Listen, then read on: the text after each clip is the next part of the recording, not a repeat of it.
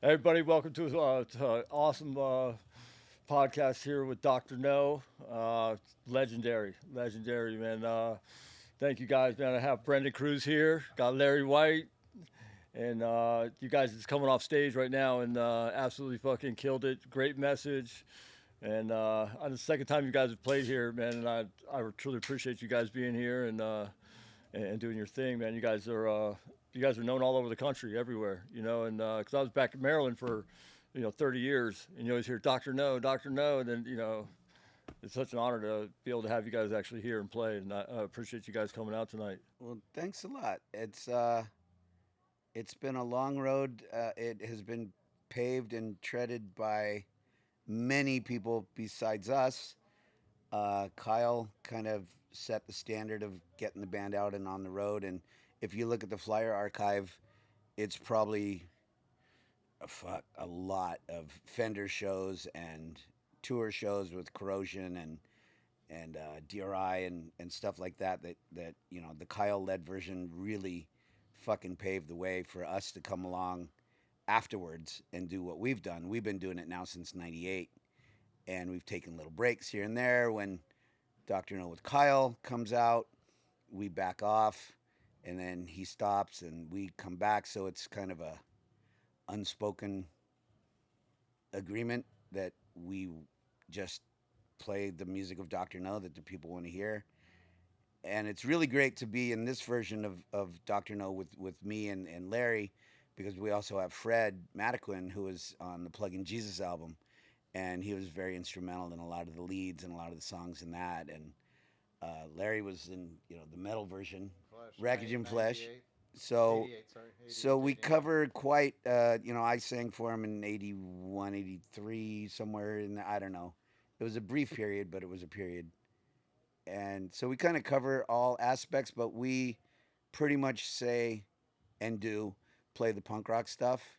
And we go, the last three songs are like a little bit more of the metal stuff, so Larry can, get his chops in, but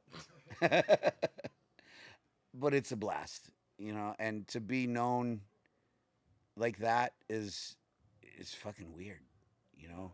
We're just a punk band from Oxnard, but Nardcore precedes us, and Stalag is out there doing it, and Ill Repute made a big impact, and Aggression, everybody knew them, and the other bands. I mean, fuck, MIA was the first band from this area besides the Rotters to be on vinyl, and MIA was a band that had just a handful of songs from Ventura, so it's a long, long history of even pre-Nardcore with the Rotters. They didn't know what Nardcore was. They just did sit on my face Stevie Nicks and you know played in what, 77. Yes, yes, Okay, yes, I agree. there you go. Somewhere around there. Good answer, Larry. Good answer. I'm kind of tired. I just got off stage. My mind's a little floating here. I hit my head and not on purpose, which is not usual.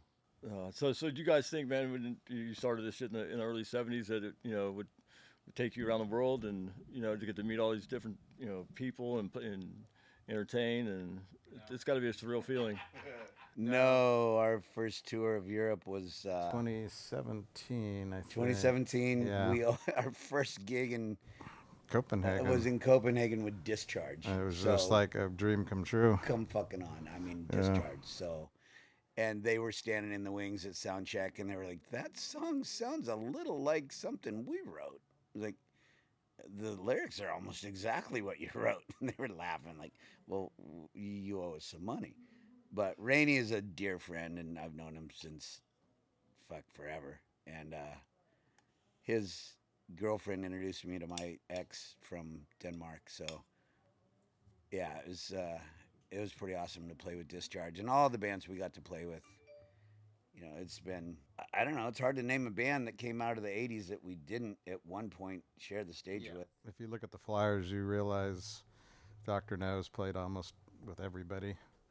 And even some of the early metal bands that weren't really metal or known as metal in the early days that I noticed flyers and I'm like, really? You guys played with that band? Wow. Yeah, they did. I You know. think they played with Creator, Oh yeah.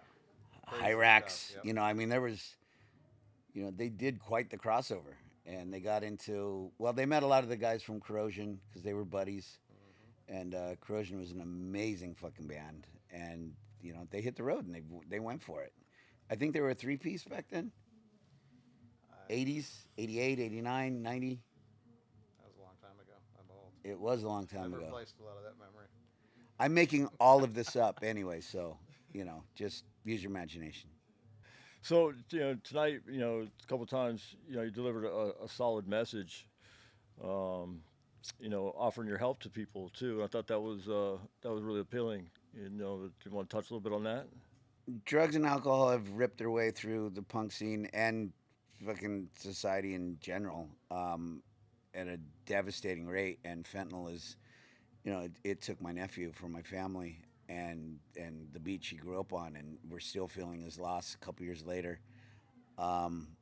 And a lot of friends, a lot of his friends, family friends, family members. I have been sober 27 years. I can't tell people to don't do drugs. It's just not going to work. But I do hand out Narcan. I do hand out fentanyl test strips. I will help people. I will be their second guy if they've got some dope and they think that they want to do like a full fucking rig. It's like, do half. Do half and see what happens. It's harm reduction. Harm reduction really fucking works. Because if somebody is alive, they have a chance. People that OD, they don't get another chance. So my message is don't stop doing drugs. Yeah, it'd be a good idea if it's a problem. But if you're recreationally doing shit, there's stuff out there, Mexican presses of fucking Xanax and all those pills and shit, and they don't know what's in them. I mean, there hasn't been an overdose in New York or Los Angeles in the last 2 years that has even involved heroin. It's all fentanyl and fentanyl derivatives like analogs and Carfent, and I mean, I could go on and on. I know way too much about this shit. So I don't want people to die. We need an audience. And, punk rock and drug use kind of goes hand in hand, and we don't want to lose any more people because I hear about people dying all the fucking time, and it's avoidable, a lot of the time. Sometimes it's just, nah, they're too far gone. But you help who you can help, and if they don't want it, I'm not forcing it. We didn't have a merch table tonight. Usually we have it piled with Narcan and fentanyl test strips, and people appreciate it. We went out with a garden. It was definitely not our crowd, but they became a crowd to play to, and they dug us. And we handed out so much of that shit, and it was great.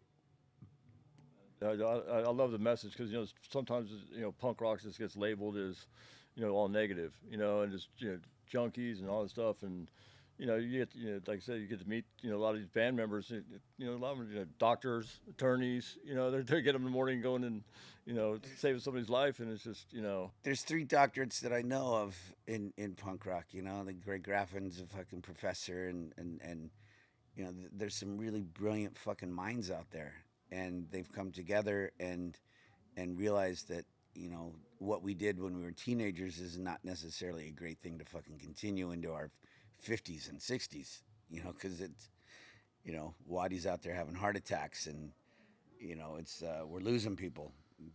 Fucking Charlie Harper's 78. I don't know how he's still fucking going. Lemmy lived on speed for fucking ever, but that's the exception. It's not the rule. And emulate these guys, worship them, think they're fucking amazing. Yeah, Motorhead, fucking untouchable. But it's a lesson. It's like you don't need to be that extreme to be happy or have fun or be a part of the scene. Nobody needs another Gigi or a Darby. That ship's kind of sailed, and I don't like seeing it. So I speak out when I can. Am I going to have an impact? If I help one kid, then I've done way more than I probably expected to. So yeah, well, there's a lot of young bands that come through here. They look up to you guys. And you guys are legends, and for you to pass on that message, man, that's a solid impact. And you look at just the response after you spoke about it on stage. I mean, people were just a couple people were in tears, a couple people, just you could feel that they're really grateful, to hear that, and you know, and because a lot of these younger kids, like like you said, they want to get caught up because they want to be like these other people, but you know, delivering that message, man, I think that was a highlight of the night for me, and I grew up here. yeah, I used to fucking race a little sailboat, Sabot, right outside the fucking 50 feet outside this wall. I grew up in this harbor and this beach, and we've lost a lot of fucking people. All of aggression's dead, and well, except Larry. Yeah. Larry was the fucking best and, for me, the drummer of aggression. I And think it was just realizing you can't keep partying hard when you start seeing people fall off. And we think we're invincible when we're young, but then as you see the death around you, you go, yeah. So it was just something that wasn't for me. I mean, of course, we all did stuff, did it all, tried it all, experimented, but it's some part of the realization that you're getting older. You have family, you have grandkids, you have all these things, and you want to be around for them. So, help those that don't really know how to find it, maybe. And like you said, you've helped one, and that's a lot. yeah, it's one more than I've helped before. So, I mean, it started a long time ago. The Warp Tour used to have, and think what you want about the Warp Tour. It's was what it was, but they had meetings for people that wanted to stop drinking and using drugs every fucking stop. And that was because some people that were on the tour said, we need these meetings. And they made them happen. And they got people together. And when you go to Europe, there's safe haven rooms. And you can go there and there's no alcohol served. And you can hang out there. And there's, literature. And there's Buddhist literature about meditation, and there's 12-step literature, and you don't have to believe in that. It doesn't, if it's not your thing, it's not your thing. I know what helped me, but that helped me. What helped me isn't going to help somebody else. There may be variations on a theme, but it's just I've lost too many fucking friends. I've DH Flagro, he died a while back, and like, he was one of my best friends. It was fucking sad. You see people that just fucking are sober for a while and they have a chance, and then they fucking go back out because I don't know what reason. Can't read their minds, but it's not easy, especially in the early days. It was like every fucking few weeks, somebody else died. Somebody else died. Somebody was found behind Okie Dog. Somebody was found behind the Starwood. Somebody was found in a dumpster. Darby died. Fucking on and on and on. So it's been going on a long time. And I have no false, crazy thoughts that I can alter the course. But if I can help one fucking kid a gig, that's a victory. it sounds to me like you've helped more than one kid, though. It's a personal thing. Like, I could, if I became really humble, I would tell everybody about it. So it's not really doing me any good to say who I've helped or what I've done. It's just that I have the motivation to help people. Whether they take it or not, or whether I do it every gig, it doesn't really matter. The heart, the meaning, the attempt is there. It's not always successful, but you do what you can. Sometimes it can be heartbreaking. I know I've tried to help out several people, and then you get that call, and you're like, oh man, and it's a heartbreaker. But I just to say, man, that was highlight of the night. You don't expect that from a lot of bands. You don't expect that from people. That it's oh. Sorry, I'm very popular. Hopefully that's not one of those calls right now. It might be. No, fuck off.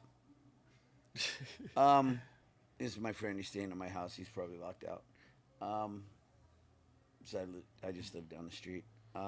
Yeah, this is home, and we want to keep home filled with fucking fans and band members and audiences and people that contribute art and fucking spaces and that keep Nardcore what it is.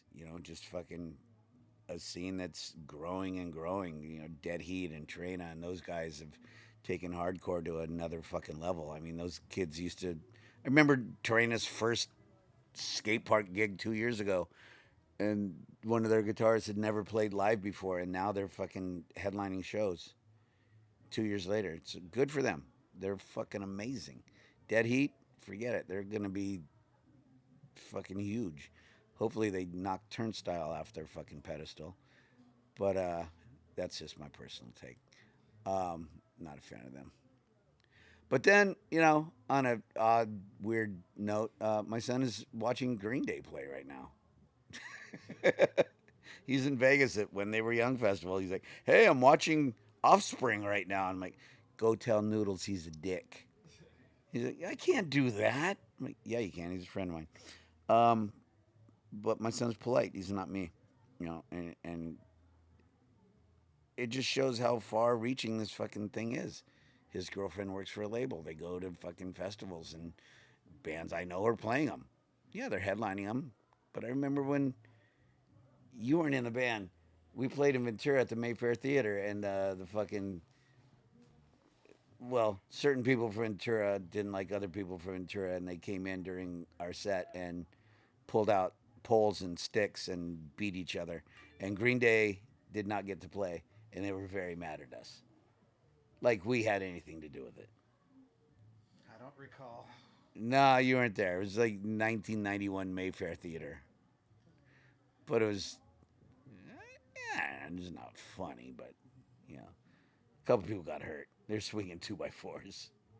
Porcho was there. He's here tonight. He's here tonight, too. He survived. He's a fucking survivor. Guy's a fucking cockroach. Love Scott Porcho. He's done a lot for this scene. So I mean, the whole Cruz family. I mean, you guys are legendary around here. It's just, Zorba. He plays here quite a bit with the Free Love, and then Scott Daddy's getting back together, and Blake and Zorba with their Scott Addies, with their Free Love project, with Stalag 13. I feel very lucky to come from a family that's, got that kind of talent. I don't play an instrument. I have a kazoo band in Denmark.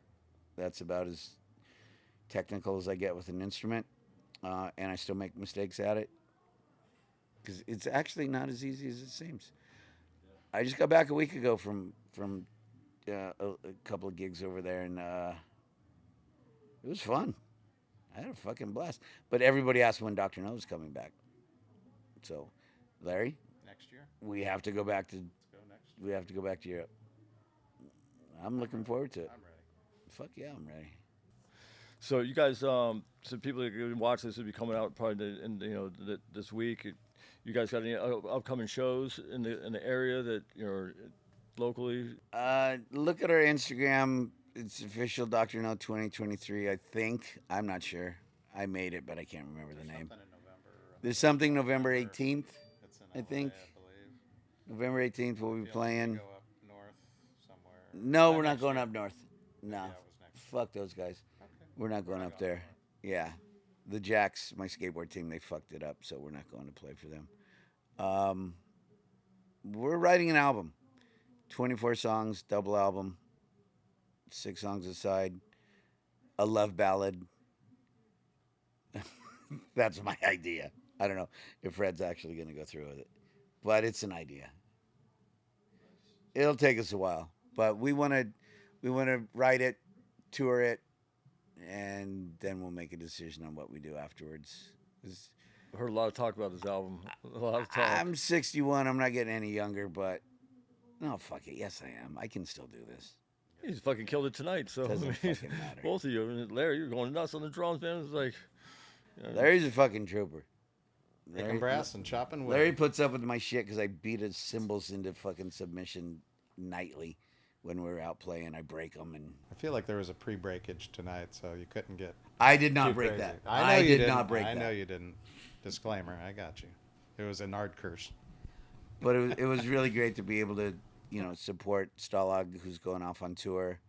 And they got Ron back, the original singer, and, they're playing a bunch of shows. They got a record coming out, 7-song, and then they got another album coming out. Then they got a full length coming out, and the Trust Records album coming out. So they're doing a lot of shit. So we're gonna do a double album. I don't think anybody from Oxnard has. No, and I don't know why I thought about it, but It's it just seemed different. like it. Yeah, it's different, but it's got to be like okay music, you know. Can't Oh, it'll just- be can't just exceptional. phone it in. It'll be exceptional. Yeah, I think the first time you guys played here was the first time that Angelo played with you guys. And then tonight we had Angelo's Jr. filling in. Angelo Jr. filled in because Fred Madigan had a prior engagement and he could not make it, so we decided let's let Junior take a fucking crack at it. And I could tell Fred was not there, but I could tell Junior was fucking holding up his end too. Yeah, but Fred is our sound, and we're lucky to have Angelo because he's a fucking psycho. I saw Angelo Jr. back here, before you guys went on, he was all giddy, and he was waiting for it, and that was cool. The best thing is Angelo's a tattoo artist, so I get free tattoos. Him and Adam, so I don't pay for shit. Yes, I do. I pay for it in blood. Well, anything else, man? You guys want to share with the audience, before wrap this thing up? Thanks for coming out always and supporting us, and not Don't thrash. saying we're too old. Don't thrash venues. Yeah, and You're if you never need too help, young to do it. You're never too old to do it. Start a band. Get out there, promote it, fucking play it, do it. There's so many bands coming up that are fucking killing it, and they're not just punk rock bands, and they're not just metal bands. There's hardcore, there's crossover, there's it's an Oxnard thing. I don't know where to put Romper, but Romper is an exceptional fucking band. They're all What's amazing and incredible about the hardcore scene is that there's no one sound to it. Different scenes had like a sound. Nobody sounds like fucking anybody. Ill Repute were the Beach Boys. We're Black Sabbath. Fucking Stalag 13 was Minor Threat. Aggression was like the Rolling Stones. And then False Confession were like some, I don't know, gothy, rocky, Bauhaus. They were Bauhaus. So everybody wears a different hat, and it all works together. And for a bunch of fucking misplaced, juvenile throwaways, because everybody had a broken home, growing up on the beach, we managed to pull together quite a fucking, internationally known scene, which is kind of fucking weird when you think about it. People run up to you in Croatia, nerdcore, and it's like, wow, where's the skate park? They understand that. Can't speak their language, but you can speak skate to them or punk to them, and it transcends all fucking languages. Where's the skate park? I'm happy. Well, I personally want to thank you guys, man, for all the years and the dedication you guys have put into it, and it's a lot of great things have come from the Nardcore, from Dr. No, and because I was back in Maryland for 30 years, and you always hear Dr. No, and back there, they had Bad Brains, the DC scene, but it was now somehow, some way, we're here, and I can have a venue, and it's an honor, man, to have you guys here, and every time I hear Dr. No's playing, I'm like, fuck yes, Thank you for having us. It's an honor to be asked to fucking do shit like this, because like really to us we're just some guys that play music, and yeah, we know people have bought it and listened to it and dig it, and it means a lot to a lot of people, and the artwork's pretty iconic. Thank you, Jaime and Gilbert. But it still blows my mind when people are so fucking like over the top about it. It's like we're not rock stars. It's like, And this is a legit club. If you get a chance, play it. Awesome sound, awesome people. it's a great place. And I used to eat breakfast here with my family, and yeah, we were here till about 5 in the morning to get ready like nothing ever happened, and start for breakfast. it's true. You come in for fucking brunch, it's like there was not a punk rock gig here last night. But man, hey, thank you guys again for being here. Thank you guys for coming in, and you're welcome here anytime. And Thank you. Oh, and after my anti-drug talk and everything, this is not a real beer. This is a 0.0. So I drink beer flavored water. So I haven't broke edge. Well, hey guys, hey man, thank you for coming in. Thanks a lot, man. Appreciate it. Thank you, man. Nice meeting you. Thank you guys so much. All right, Dr. No, guys, get a chance, man, check them out online. You know, if you're new to the scene, you haven't heard them, you know, go hear them, find out where they're playing. Definitely, these guys are fucking incredible. They're legends. And hey, thank you guys so much for coming in.